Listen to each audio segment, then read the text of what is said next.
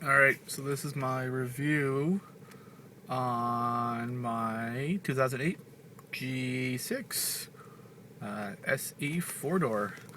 I can't show you the engine at the moment because it's kind of raining out. Nasty. I don't feel like going out there.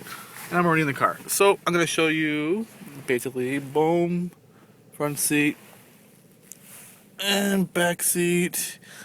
Nice, fairly decent interior here. Cloth interior. Got glove box, which is a fair size, I guess. So yeah, I'll show you the instrument panel here. So this will be, well, let's get rid of this for a second.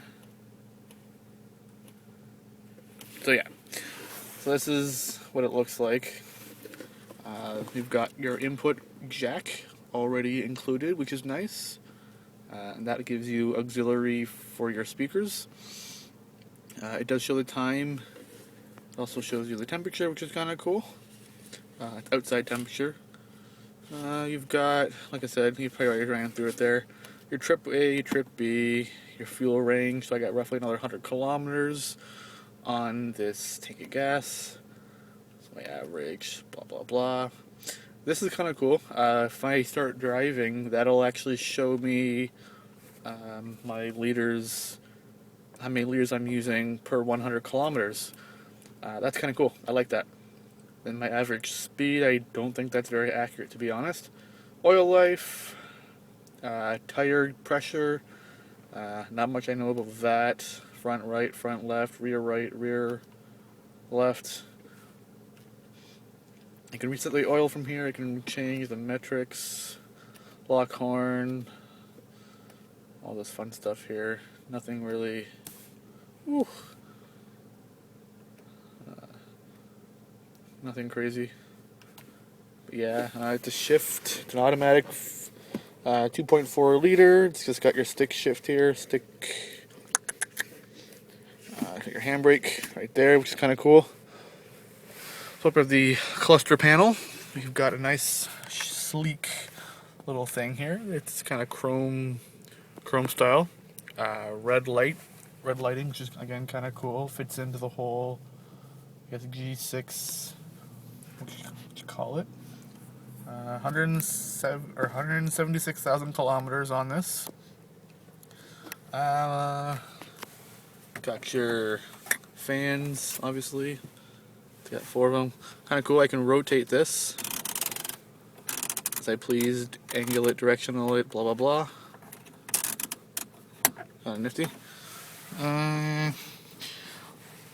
You know, your auto front.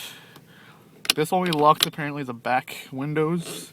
I know you used to be able to lock all of them here.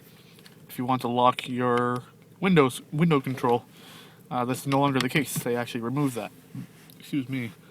Downside I noticed is that they have these things. I do not like these little push things. Those are incredibly stupid in my opinion. They should have it back at the door here like most cars nowadays. Your basic cruise control settings here. Got your trunk light down there on the driver's side door. I'm sure there's a couple other things. Oh, this is kind of cool too. So this has sensing airbag, passenger detection. So right now there's no one in the second seat here, passenger seat, so it says there's no airbag. So it will not deploy the airbag should I get into an accident. Which is kind of cool. Less things to go off, less things to go wrong, blah blah blah. OnStar, kind of cool. Haven't controlled the OnStar yet, but nifty. That's the microphone for the OnStar. And you got your 2 lights. So, a couple of cons, like I said. One being the those little things there. Another one is that you can't turn on the interior lights unless you go all the way back here and control it from here. which, again, very annoying when you're driving and you need to see something or someone else wants to see something. Yeah, that kind of, it's not the greatest thing in the world. I don't really like that, in my opinion. Sound system, it's just the default system in here. It's not the best, but it's not the worst.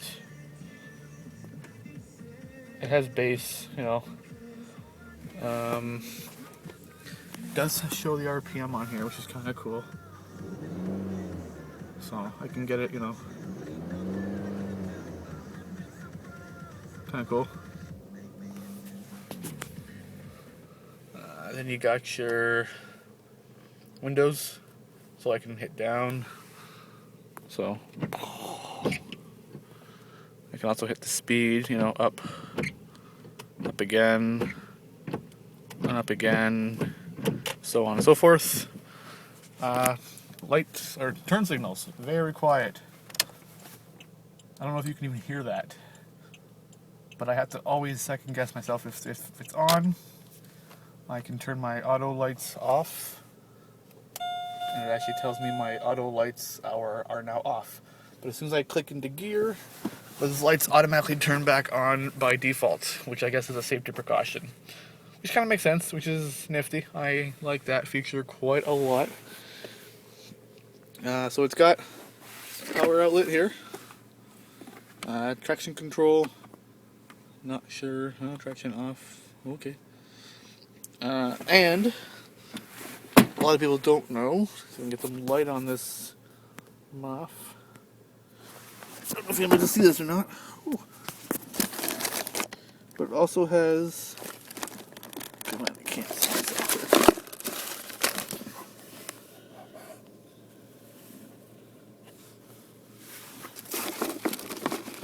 How did it go? There it is. Right there. It has an extra one in the back here, in your glove compartment. So I don't know if you had one, or usually there's like on the side by like a default, but it's not on this car. So yeah, you got your air conditioning, basic controls, 1, 2, 3, 4. Nothing run of the mill there. Got your blinkers, 4 ways. Yeah, kind of cool. It works nice and easily. Horn very sensitive. You can push it with one finger. I don't want to be doing that in the parking lot. But yes, it's very sensitive, which is nice. Usually it's in the middle, so you don't really instinctively hit the middle anymore. You hit the sides. The wheel is fairly small in my opinion compared to a lot of the other cars. The wheel doesn't go up very high either. Go as high as you're gonna get it. I drive pretty turn easily here. It's just one of my pet peeves of this car so far. It's got the adjustable straps on the back here. I mean, it's not bad. But that's a big peeve right there. I don't like that. If I want to hit my arm on the window, I don't want it hitting me. And it does it all the freaking time. Power locks, obviously. Windows.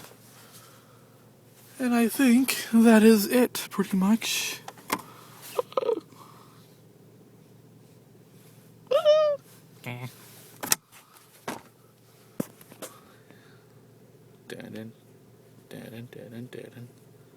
Alright, anyway. So I will update more with like the engine, crap like that. Probably in the next day or so, if I get the unction to do so. Because I'm kind of lazy right now. So yeah. Bum bum bum. Alright, anyway. I guess I'm done.